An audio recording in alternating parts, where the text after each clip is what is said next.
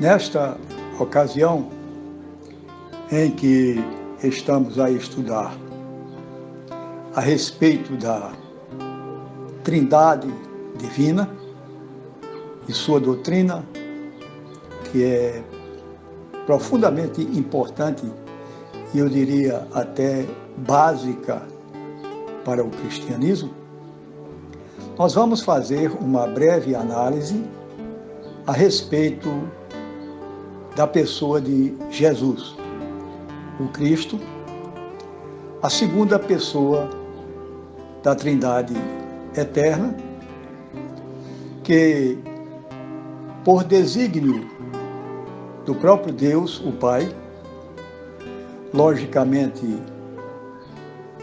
em perfeita comunhão e unidade com as duas outras pessoas da Trindade, o Filho e o Espírito Santo, desde antes, segundo diz a Bíblia, da fundação do mundo, já estava previsto que essa segunda pessoa da Trindade, o Filho, haveria de tomar a forma do homem, viver como homem, realmente homem, para dessa forma, cumprindo todos os desígnios estabelecidos pela própria Trindade, se ofereceu como o verdadeiro Cordeiro para retirar, para arrancar os pecados do mundo e passar a ser, então, o Salvador da humanidade que havia sido criado por Deus e que, por sua própria desobediência ao Criador, havia perdido a completa comunhão com Deus. E assim era necessário que um sacrifício absolutamente santo, sem pecado, sem nenhuma mácula, sem nenhuma mancha, nada negativo em último grau, de maneira nenhuma, nada, absolutamente nada negativo, pudesse se oferecer a Deus, Ele mesmo, ou ela mesma, essa segunda pessoa, agindo como sacerdote, sumo sacerdote entre Deus e o homem, pudesse oferecer-se para nos resgatar dos nossos pecados e nos conceder a salvação. É por isso que nós, da Missão Evangélica Pentecostal do Brasil, afirmamos, logicamente com base na Bíblia, não há salvação fora de Jesus. E o reconhecimento do Senhor Jesus, o Cristo, como segunda pessoa da Trindade, como nosso único e suficiente Salvador, é o que caracteriza completa e totalmente o verdadeiro cristianismo. Sem Jesus homem, sem Jesus Cordeiro, sem Jesus Salvador, não há como se manter a doutrina cristã. Então, nós vamos começar nesta ocasião, em primeiro lugar, vendo o que é que o nosso próprio credo, o credo da Missão Evangélica Pentecostal do Brasil, nos diz a respeito dessa segunda pessoa da Trindade, o Senhor Jesus Cristo. No nosso atual livreto, onde contém todas as normas, o credo, etc., dos estatutos da Missão Evangélica Pentecostal do Brasil, o artigo 2º do nosso credo diz o seguinte: Santíssima Trindade, cremos que há um só Deus, sempiterno, onisciente, onipotente, onipresente, existente nas pessoas da Santíssima Trindade, Deus Pai, Deus Filho e Deus Espírito Santo, Isso conforme está no Evangelho de Mateus, capítulo 28, versículo 19. Adoramos a Deus em trindade, a trindade em unidade, não confundindo as pessoas nem dividindo as substâncias. Então, amados e amadas, aqui está a definição para nós, através do nosso credo, do que seja a trindade divina. No artigo 6º deste credo, nós aprendemos a respeito de Jesus Cristo como Messias, a sua encarnação, a sua deidade, sua morte vicária, ou seja, substitutiva, na sua ressurreição e na sua ascensão à glória celestial, após a sua morte e, lógico, haver ressuscitado, e que ele virá uma segunda vez, ou seja, nós cremos na segunda vinda do Senhor Jesus Cristo para completar totalmente a sua obra salvífica para nós. Quando fala a respeito do Senhor Jesus Cristo, diz: cremos que o Senhor Jesus é o Messias prometido. E se coloca várias referências a respeito disso. O item 2 desse artigo 6º diz assim: cremos que a encarnação do Senhor Jesus Cristo envolve o ato sobrenatural pelo qual ele foi concebido pela Virgem Maria por obra e graça do Espírito Santo, conforme se encontra em Lucas, capítulo 1, versículos de 26 a 35, e no Evangelho segundo João, capítulo 1, versículo 3 e 14. No terceiro item, nós vemos: cremos na deidade do Senhor Jesus Cristo, segundo João 1,18, na sua humanidade sem pecado e vida de perfeito exemplo, conforme segunda epístola de Paulo aos Coríntios, capítulo 5, versículo 21. O item 4 diz: cremos que a morte vicária, ou seja, substitutiva, do Senhor Jesus Cristo, que derramando seu sangue na cruz para nos salvar, é completa e suficiente para a nossa redenção, conforme consta de Hebreus, capítulo 9, versículos 12 e versículo 22. Cremos na ressurreição, isso é o item 5º. Cremos na ressurreição corporal do Senhor Jesus Cristo, conforme 1 Coríntios 15, 3 e 4, Romanos 6, 4, 8 e 11.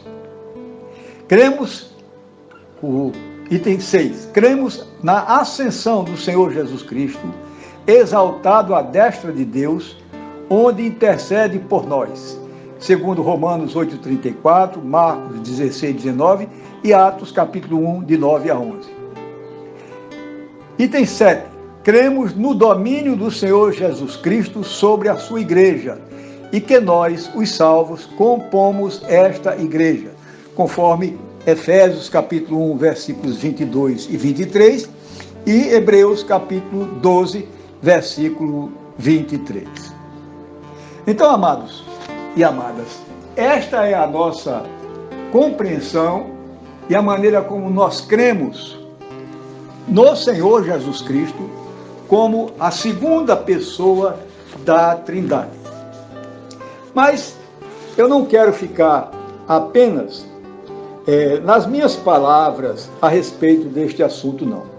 Vou me valer de algo que está registrado no livro Introdução à Teologia Sistemática, de Millard J. Erickson, que fala a respeito da triunidade de Deus da seguinte maneira: triunidade ou trindade. Na doutrina da Trindade encontramos uma das doutrinas que de fato distinguem o cristianismo. Entre as religiões do mundo, a fé cristã é sem igual ao alegar que Deus é um, mas que ao mesmo tempo há três pessoas que são Deus. Ao fazer isso, apresenta-se o que, na superfície, parece uma doutrina contraditória. Além disso, essa doutrina não é declarada de forma aberta ou explícita nas Escrituras, No entanto, mentes devotas têm sido levadas a ela quando procuram fazer justiça ao testemunho das Escrituras. A doutrina da Trindade é crucial para o cristianismo. Ela se ocupa em definir quem é Deus, como Ele é, como trabalha e a forma pela qual se tem acesso a Ele. Além disso, a questão da deidade de Jesus Cristo, que historicamente tem sido ponto de grande tensão, está muito ligada com o conceito da Trindade. A posição que adotamos em relação à Trindade exerce profunda influência em nossa cristologia. A posição que adotamos em relação à Trindade também responderá uma série de perguntas de natureza prática. A quem devemos cultuar? Apenas ao Pai, ao Filho e ao Espírito Santo? Ou ao Deus triuno? A quem devemos orar? A obra de um deve ser considerada à parte da obra dos outros?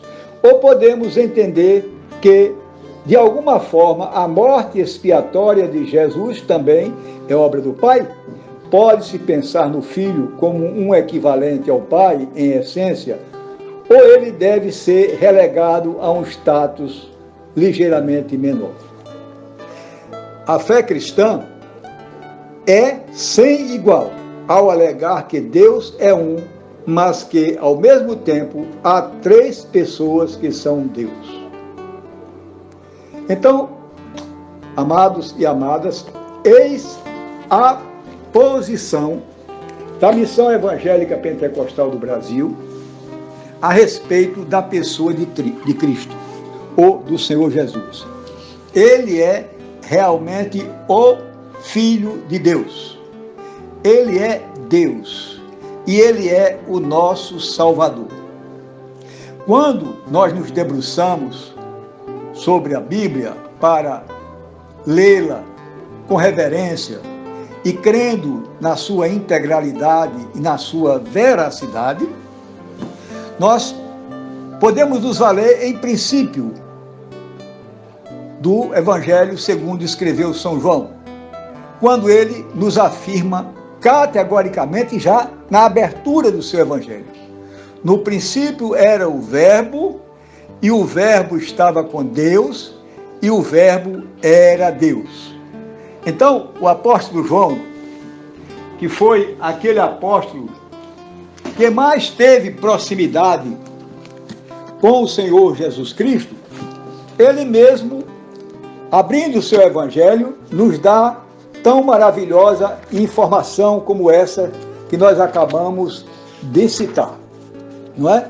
Então, quando nos debruçamos para estudar, para ler o Evangelho de João, nós vamos entender perfeitamente, até pela sua estrutura e pela forma como ele se expressa, que ele, dos 4 evangelhos que estão na Bíblia Sagrada, é o mais teológico, é o mais profundo, é o mais esclarecedor a respeito da obra do Senhor Jesus Cristo, da pessoa do Senhor Jesus Cristo e da sua importância absolutamente indispensável para que exista o verdadeiro cristianismo. Já citamos o primeiro versículo de João, que diz: no princípio era o Verbo. A gente vai notar aqui nessa primeira frase desse primeiro versículo que João praticamente se reporta ao início da Bíblia, quando diz no princípio, como que a delimitar tempo, a estabelecer tempo. No princípio de todas as coisas, criou Deus os céus e a terra. Isso está no livro de Gênesis, capítulo 1, versículo 1. E no primeiro capítulo, o capítulo 1 do Evangelho de João, versículo 1, está: no princípio era o Verbo, ou seja, a palavra. E nós vamos ver que foi através da palavra de Deus que o mundo, o universo completo foi criado. E em João ele diz: e o Verbo estava com Deus. Sim, o Verbo estava com Deus lá na criação, porque ele é eterno. Esse Verbo, a palavra, o Logos, que é o Senhor Jesus Cristo. E o Verbo era Deus, ou seja, o Logos, a palavra, esse verbo divino era Deus também, era uma das pessoas da Trindade. Todas as coisas foram feitas por ele, e sem ele nada do que foi feito se fez. Diz João, no versículo 3. E ele diz assim: e o verbo se fez carne, e habitou entre nós. Oh, glória a Deus! Então, essa segunda pessoa da Trindade, no devido tempo, por determinação da própria Trindade, se torna carne, ou seja, se torna homem igual a mim, igual a você, sentindo dores, sentindo paixões, sentindo agonias, sentindo tristeza, angústia, sentindo sede, sentindo fome, sentindo cansaço, sentindo todas estas coisas que o ser humano, que foi criado à imagem e semelhança de Deus, sente. A Bíblia é pródiga em dizer tudo isso. E Jesus, este homem perfeito, e Deus perfeito também, porque o Senhor Jesus Cristo é Deus, tornou-se carne, ou seja, Jesus Cristo é a segunda pessoa da Trindade, tornou-se carne, ou seja, foi gerado pelo Espírito Santo no ventre de uma virgem chamada Maria, da descendência de Davi. E o anjo, quando anunciou isso a Maria, que ela estaria grávida por obra e graça do Espírito Santo, ele diz: e o seu nome será Jesus, porque ele salvará o seu povo dos seus pecados. Ou seja, até o nome Jesus significa Salvador. E o anjo diz: o nome dele vai ser Jesus, porque ele salvará o seu povo dos seus pecados. Então, amigos, amigas, irmãos e irmãs, Jesus é sim a segunda pessoa da Trindade, Deus perfeito também, mas ele tomou a forma de homem, igual a mim, igual a você, não deixou que a natureza divina deixasse de existir nele também, embora ele agisse como homem e sempre na dependência do Pai, enquanto esteve entre nós. Ele se ofereceu como cordeiro, ele foi o sumo sacerdote da própria cerimônia em que ele se oferece, e essa cerimônia não foi feita no templo, não, de maneira nenhuma, ela foi feita na cruz. Jesus estava na cruz, sobrecarregado dos meus pecados, dos seus pecados, e ali ele se entrega ao Pai, como cordeiro que estava levando todos os pecados do mundo, de eternidade a eternidade, para que somente assim nós pudéssemos ter o direito à salvação. Então, querido amigo, querida amiga, querido irmão, querida irmã, Jesus é Deus. Jesus é a segunda pessoa da Trindade. Jesus é o Salvador. E fora dele não há salvação. Esta é a nossa posição como igreja do Senhor, como igreja integralmente cristã e completamente crente na palavra de Deus e naquilo que ela revela para nós. Que nesta ocasião nós possamos nos conscientizar mais uma vez de que Jesus é sim parte da Trindade divina.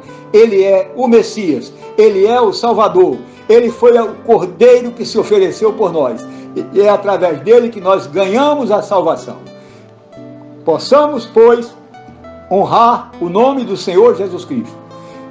Nos dirigirmos a ele em oração, sempre suplicando, para que ele nos mantenha fiéis à doutrina do Evangelho e a crer nele como Filho de Deus, como segunda pessoa da Trindade e único e suficiente Salvador para nós. Que Deus nos abençoe e nos dê essa bendita compreensão e que nos firme completamente nessa crença, nessa fé gloriosa, que é a única forma de um dia nós podermos ver a Deus. Falo ver a Deus no sentido amplo, porém figurado. Não sabemos como será realmente a nossa visão deífica. Não sabemos. A Bíblia não nos diz exatamente como é isso. E eu, sinceramente, não posso dizer a você porque a Bíblia não me revela isso. Pelo menos eu não entendo isso dessa forma. Mas um dia nós estaremos na presença do Senhor. Que Deus os abençoe.